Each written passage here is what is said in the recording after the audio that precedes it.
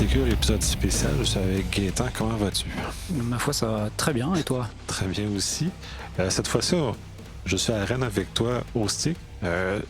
C'est fascinant. Dans la Force Evo Nordsec, on se voit au stick. Tu as produit une analyse qui a émané d'un chercheur qui a regardé comment les LLM généraient les mots de passe. Ouais. Et je vais te laisser partir avec la genèse de ta recherche et ce que tu as creusé après. On va converser là-dessus. Oui, absolument. Tout part d'un article publié début 2026 par une entreprise qui s'appelle Irregular, qui est une entreprise israélienne, je crois, qui s'est, comme tu dis, intéressée à comment les LLM génèrent des mots de passe et quel genre de propriétés les mots de passe qui sortent d'un LLM ont, et qui, sans surprise, quand on connaît l'architecture et la manière de fonctionner d'un LLM, a montré que la sortie du LLM pour la génération de mots de passe était complètement biaisée. Avec des niveaux de biais variables selon les modèles, mais avec des résultats qui sont parfois assez effarants, qu'on a reproduits nous après.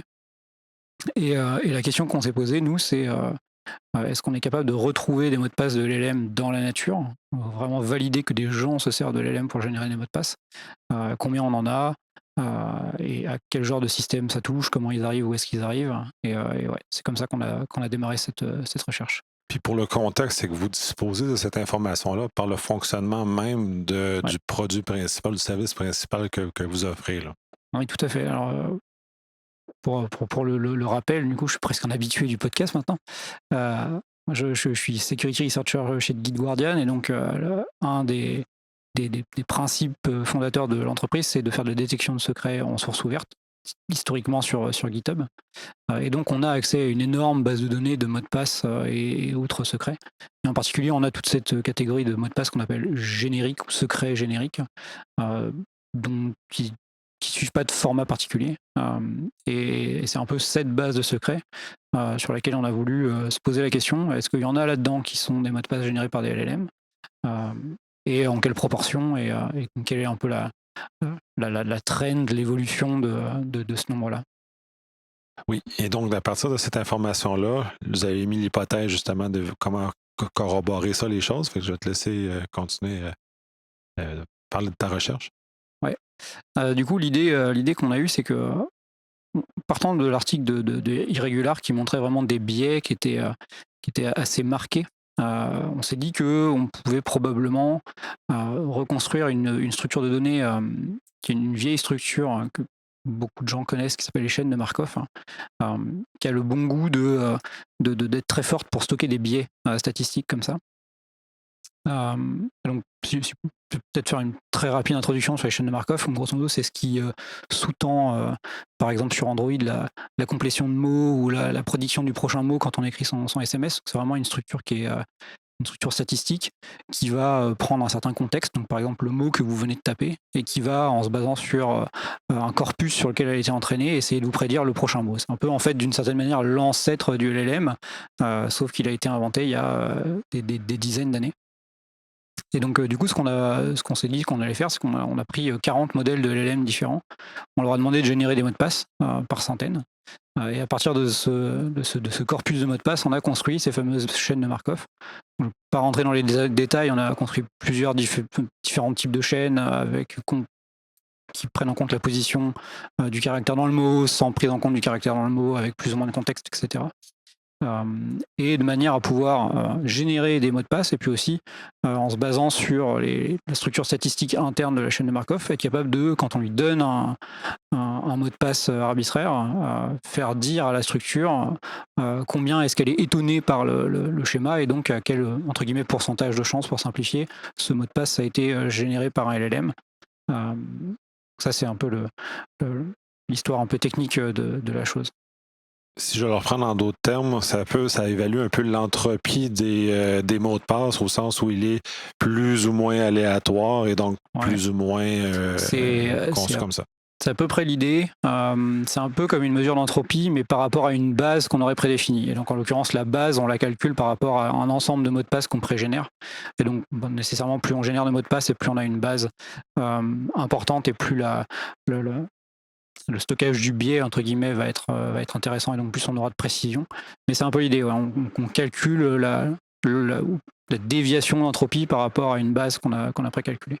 Donc le premier truc assez drôle, c'est que pour construire ces chaînes, on a demandé à, donc, comme je disais, 40 modèles de générer plusieurs centaines de mots de passe. Et donc on a pu réobserver les résultats d'Irregular, les premiers, et se rendre compte que les biais étaient absolument déraisonnables. L'exemple vraiment typique, c'est à l'époque Opus 4.6. Quand on lui demande de générer un mot de passe, il ne les génère qu'avec 35% d'unicité. C'est-à-dire que dans 65% des cas, il génère le même mot de passe continuellement.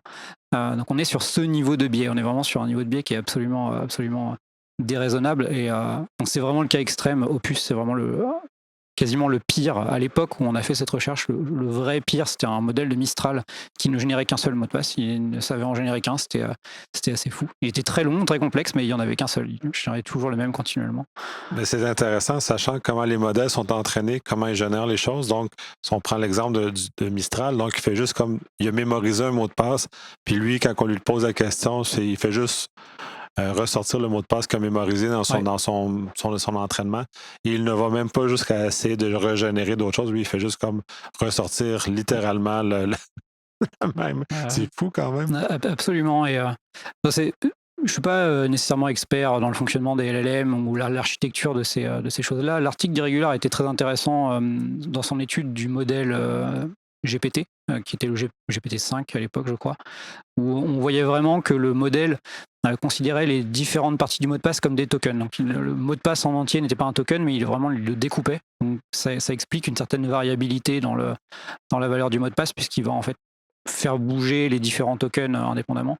Il se peut que le modèle de Mistral considère le mot de passe comme un seul token et du coup ait ce résultat de piètre unicité. C'est vraiment les pires. Mais dans tous les modèles, on a toujours des biais. Donc même quand on n'est pas sur ce niveau de biais, donc quand on n'a pas quasiment un seul mot de passe craché à chaque fois, on a toujours des biais.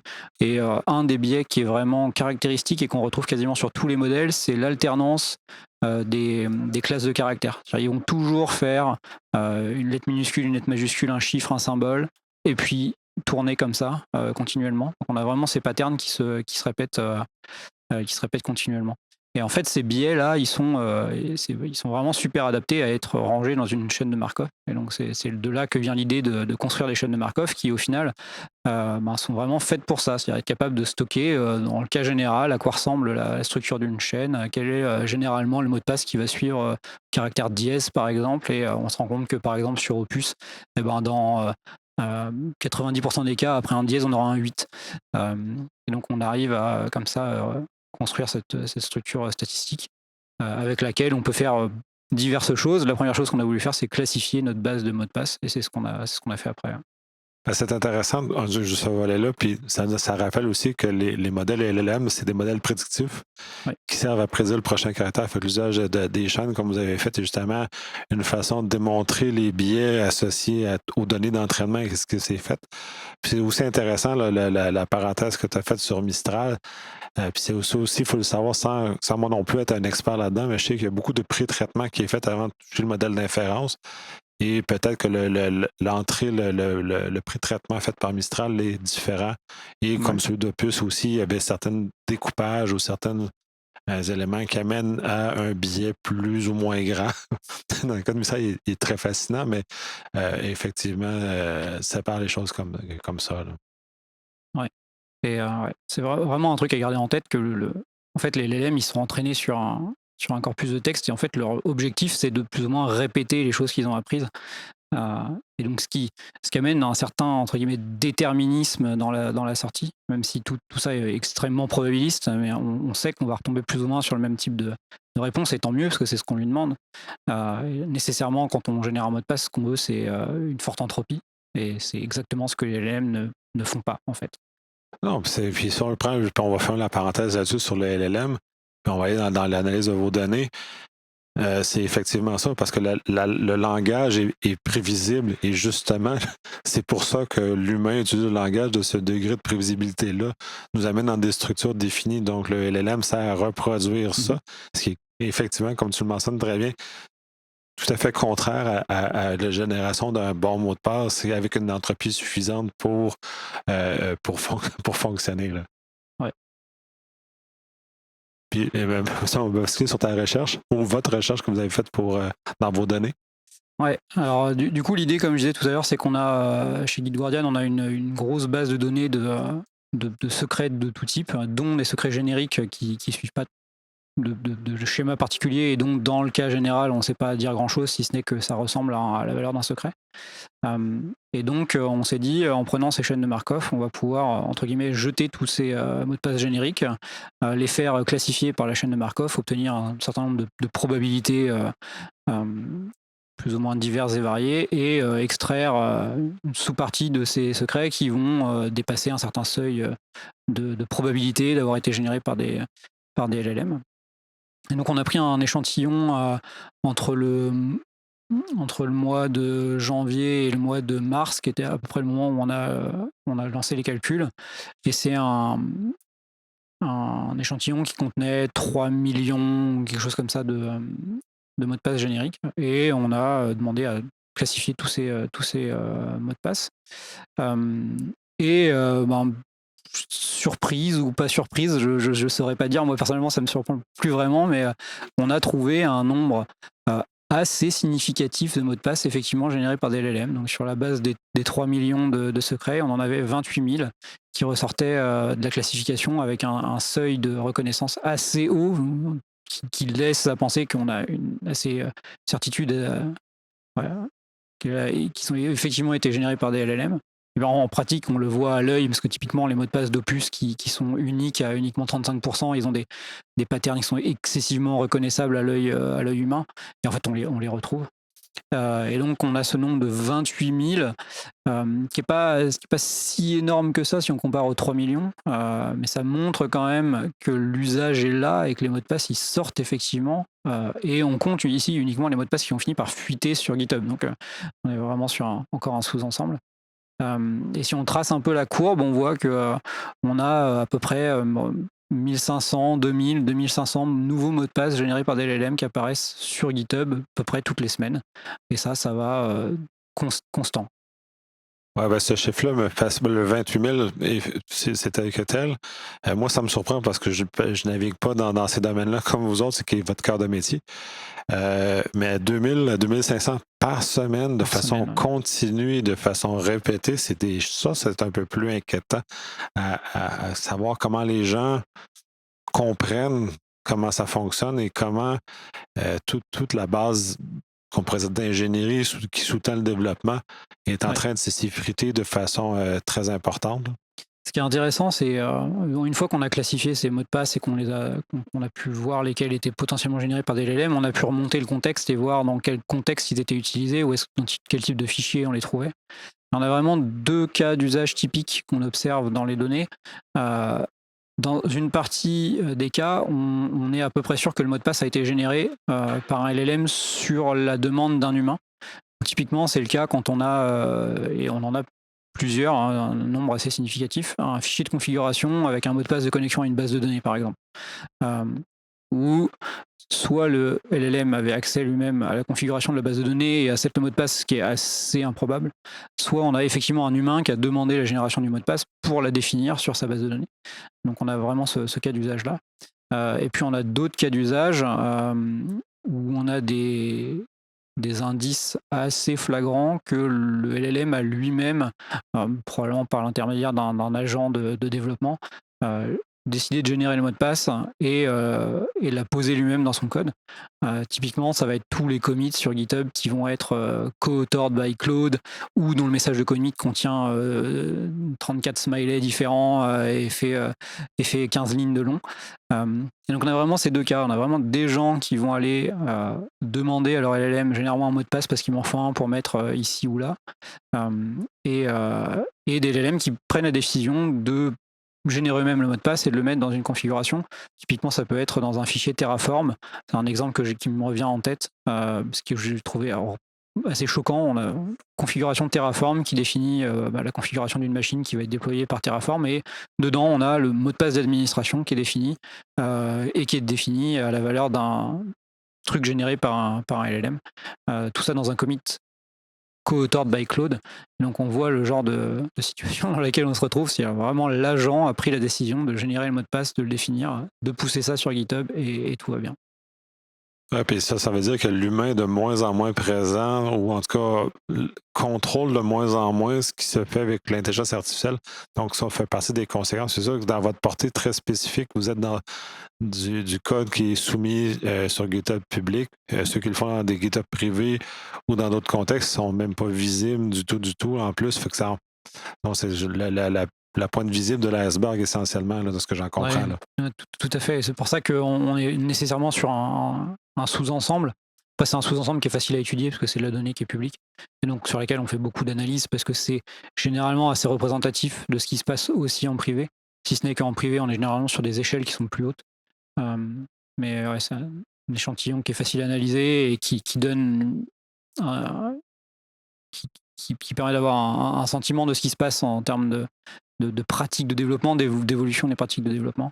Et je trouve que ce cas-là il est assez tragique et assez révélateur. J'aime bien tragique. Oui, effectivement, très tragique. Tu as fait au NordTech une courte présentation sur ça. Et j'aimerais ça que tu rates l'anecdote que là, sans vouloir shamer la personne elle-même, mais c'est quand même une démonstration que c'est partout comme problème, là. Ouais, effectivement, à NordSec, j'ai fait une présentation courte, comme tu dis, où j'ai quelques slides, et sur un des slides, je mets une liste de mots de passe générés par Claude, où on voit clairement qu'on a vraiment une unicité qui est très très mauvaise et qu'on a des patterns qui sont très reconnaissables. Et à ce moment où je passe ce slide, quelqu'un qui sort de la salle assez vite, bon, ma foi, surprenant, mais rien d'extravagant. Et après la présentation, en retournant dans l'espace centrale de la conférence, la personne vient me voir et me dit merci, ce matin j'ai demandé à mon LLM de générer un mot de passe pour mon compte en ligne sur je me rappelle plus du service, et en fait en voyant la slide je me suis rendu compte que c'était exactement le même que celui qui était affiché, et du coup je suis allé le changer très vite, et c'est assez fou parce qu'on est sur une conférence de sécurité avec des gens qui sont éduqués à la sécurité, et on observe quand même ce genre de comportement, ce qui me laisse dubitatif. Enfin, je me pose vraiment la question de comment est-ce qu'on en arrive là, et jusqu'où est-ce qu'on va aller avec ce genre de technologie. Oui, c'est très apparent d'où on se dirige, puis c'est d'autant plus important le partage que tu fais, puis justement de venir parler sur le podcast pour réveiller les gens qui auraient juste mis sous le pilote automatique, puis de plus se poser ce genre de questions-là et de déléguer complètement à la machine des décisions qui sont dans l'absolu, qui devraient être humaines, en l'occurrence. Ouais, les mots me manquent pour être tout à fait honnête. J'aimerais croire qu'il y a besoin d'une prise de conscience. Honnêtement, je ne saurais pas exactement dire pourquoi on en arrive là et pourquoi les gens ont ce cas d'usage. J'ai envie de croire qu'il y a une partie d'incompréhension sur le fonctionnement et la nature même du LLM. Après, moi, ce qui me choque de mon point de vue, après ça vient probablement du fait qu'on travaille dans le secret tous les jours, c'est que le fait même de demander à son LLM de générer un mot de passe, en fait ce que je dis dans l'article que j'ai écrit à propos de ça, c'est que en fait, le mot de passe il fuite avant même que vous l'ayez, vous, devant les yeux sur votre écran. C'est-à-dire qu'on va demander au LLM de générer le mot de passe. Le LLM, il est hébergé chez un hébergeur externe. On ne sait pas exactement s'il garde des traces, des logs, où va transiter le mot de passe quand il va être généré chez eux, quand il va revenir sur le réseau. Et puis une fois qu'il arrive sur votre agent de développement ou dans votre navigateur, quel genre de traces, quel genre d'artefact on va retrouver, est-ce que le mot de passe il va pas se retrouver dans un fichier de log parce que vous avez votre Claude qui a la liste des sessions pour pouvoir remonter dessus, et en fait le mot de passe n'est pas encore arrivé dans votre terminal, et en fait il est déjà leaké. Donc en fait, ça vraiment, fondamentalement, ça me choque l'idée même de demander à un LLM, même si on suppose que le LLM est capable de générer un mot de passe de manière parfaite en utilisant, j'en sais rien, des outils dédiés. Le fait même d'avoir envie de faire ça, ça montre une incompréhension sur la gestion du secret. C'est vraiment une mauvaise pratique par définition.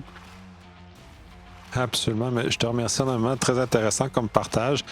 J'espère qu'on va faire changer un peu la pratique des gens et qu'ils abandonnent cette approche-là. C'est un peu l'objectif du partage. Aussi. Puis bref, je te remercie énormément. Ça a été un plaisir de te revoir en aussi peu de temps. Bref, plaisir de pouvoir avoir partagé. l'occasion de réenregistrer. Merci. Merci.